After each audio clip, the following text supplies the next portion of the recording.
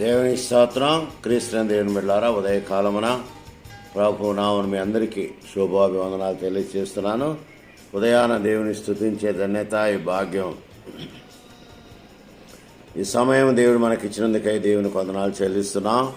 The worship of Yahweh అనే ఈ కార్యక్రమంలో దేవుడు నాకు ఇచ్చిన గొప్ప ధన్యతను బట్టి దేవునికి వందనాలు చెల్లిస్తున్నాం. దేవుని వాక్యాన్ని మనము ధ్యానం చేసుకున్నాం. గమనించండి, కీర్తన గ్రంథం నుండి భక్తుడైన దావీదు రాసిన కీర్తన 23వ కీర్తన మొదటి వచనాన్ని చదువుకున్నాం. యెహోవా నా కాపరి, నాకు లేమి కలుగదు. యెహోవా నా కాపరి, నాకు లేమి అనగా కొరత. ఆయన కాపరిగా ఉండగా మనకు కొరత లేదు.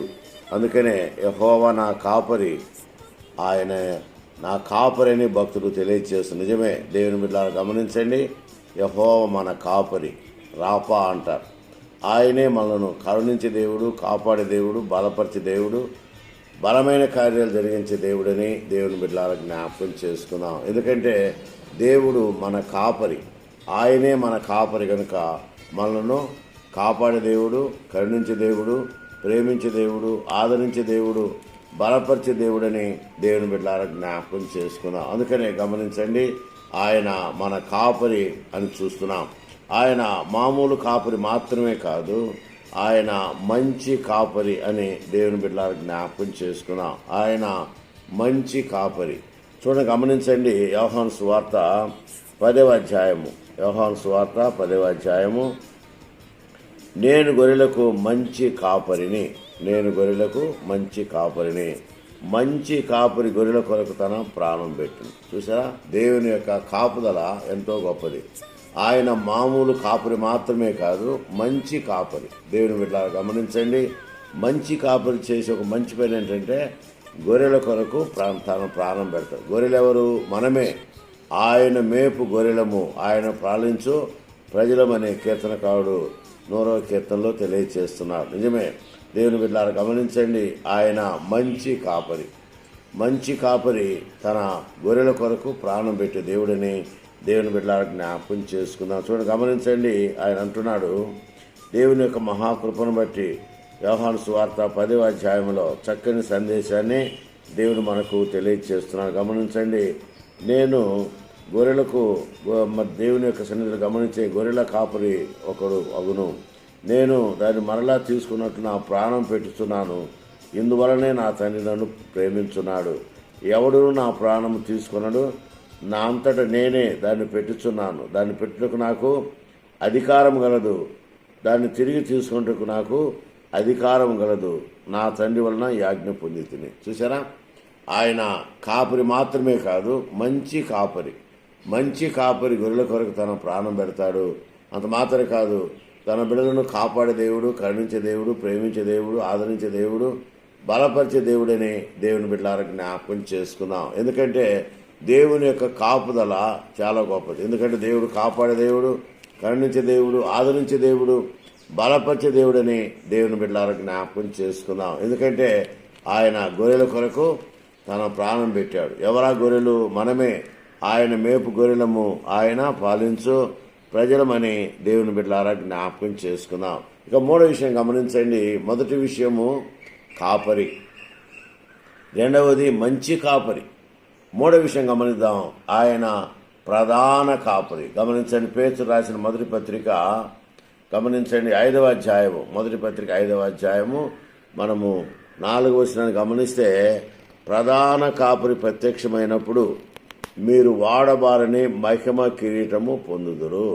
దేవుని బిడ్డలారా గమనించండి, ఆయన ప్రధాన కాపరి. చూసారా, దేవుడు ప్రధాన కాపరి. గమనించండి దేవుని బిడ్డలారా, ఆయన మన కాపరి, మనల్ని కాపాడే దేవుడు, కరుణించే దేవుడు, ప్రేమించే దేవుడు, ఆదరించే దేవుడు, బలపరిచే దేవుడు, బాగు చేసే దేవుడు, బలమైన కార్యాలు జరిగించే దేవుడని దేవుని బిడ్డలారా జ్ఞాపకం చేసుకుందాం. కాబట్టి కాపరి చేసే ఒక మంచి కార్యం మనం గమనిస్తే, దేవుని బిడ్డలారా గమనించండి, ఆయన తన కృప మనకు అనుగ్రహించే దేవుడని దేవుని బిడ్డలారా జ్ఞాపకం చేసుకుందాం.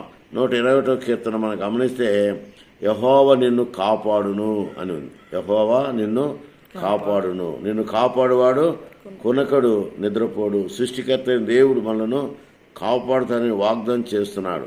చాలా ఏళ్ల కిందట నిజముగా దేవుని కాపుదల మన పైన ఉన్నట్లుగా దేవుని బిడ్డలారా జ్ఞాపకం చేసుకున్నాం. ఇలాగా దేవుడు ఆయన కాపరి. అందుకనే గమనించండి, సంఖ్యాకాండం 6వ అధ్యాయం 13వ వచనం గమనిస్తే, యెహోవా నిన్ను ఆశీర్వదించి నిన్ను కాపాడును, నీకు సన్నిధికాన్ని ప్రకాశింపచేసి నేను కరుణించును, నీ సన్నిధికాంతి నీకు ప్రకాశింపచేసి ఆయనకు సమాధానం కలుగ చేయనుగా. కానీ దేవుని యొక్క వాక్కు మనం చూస్తున్నాం. నిజమే, దేవుని బిడ్డలారా గమనించండి, ఆయన కాపాడే దేవుడు, కరుణించే దేవుడు, ప్రేమించే దేవుడు, ఆదరించే దేవుడు, ఇశ్రాయేలును కాపాడువాడు, కొనకడు నిద్రపోడని చూస్తున్నాం. అంత మాత్రమే కాదు, యెహోవా ఎండ దెబ్బ తగలకుండా, పగలు ఎండ దెబ్బ తగలకుండా ఆయన కాపాడే దేవుడని జ్ఞాపకం చేసుకున్నాం. కుడి ప్రక్కన యెహోవా నీకు నీడగా ఉండును, పగలు ఎండ దెబ్బ అయినను నీకు తగలదు, రాత్రి వెన్నెల దెబ్బ అయినను నీకు తగలదు, ఏ అపాయం రాకుండా యెహోవా నిన్ను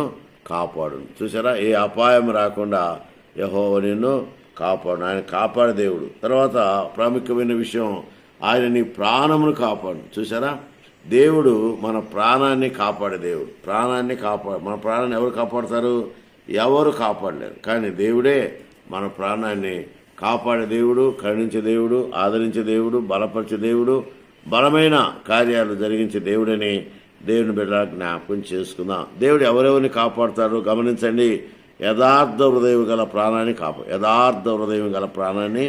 కాపాడుతాడు. తర్వాత తన యందు భయభక్తుల వారి ప్రాణాన్ని ఆయన కాపాడుతాడు. తర్వాత మూడో విషయం గమనిస్తే, భక్తుల ప్రాణము ఆయన కాపాడే దేవుడని దేవుని బిడ్డలారా జ్ఞాపకం చేసుకుని, ఇలాగా ప్రభు అయిన దేవుడు మన పక్షమున ఆయన ఉదయకాలమున ఆయన మన కాపరి. ఆయన కరుణించే దేవుడు, ప్రేమించే దేవుడు, ఆదరించే దేవుడు, బలపరిచే దేవుడు, బలమైన కార్యాలు జరిగించే దేవుడని దేవుని బిడ్డలారా ఉదయకాలమున దేవుని సాన్నిధ్యంలో చేయడం మనము జ్ఞాపకం చేసుకుందాం. ఆయన మన కాపరి. రెండవది మంచి కాపరి చేసే మంచి పని ఏంటంటే, గొర్రెల కొరకు తాను ప్రాణం పెడతాం. గొర్రెల కోసం. ఎవరా గొర్రెలు? మనమే. తర్వాత మూడో విషయం గమనిస్తే, ఆయన ప్రధాన కాపరి ప్రత్యక్షమైనప్పుడు మనము వాడబారని మహిమ కిరీటాన్ని పొందగలం. ఆ కిరీటం కోసం మనం ఇప్పుడు దేవుని యొక్క సాన్నిధ్యంలో ఆయన శ్రేష్టమైన కృపకు పాత్రులకు ప్రయాసపడాలని దేవుని బిడ్డలారా జ్ఞాపకం చేసుకుని, అందుకనే దేవుడు కాపాడే దేవుడు, కరుణించే దేవుడు, ప్రేమించే దేవుడు, ఆదరించే దేవుడు.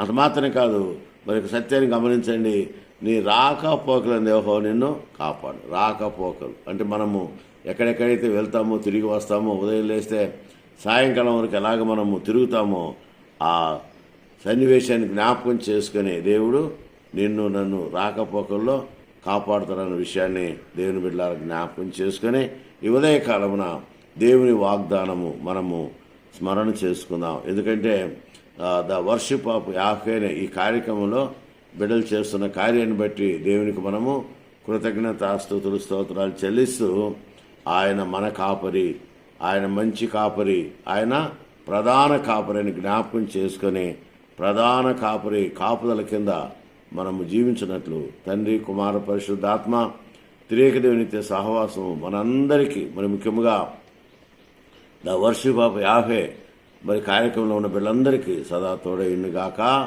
ఆమేన్. May God bless you.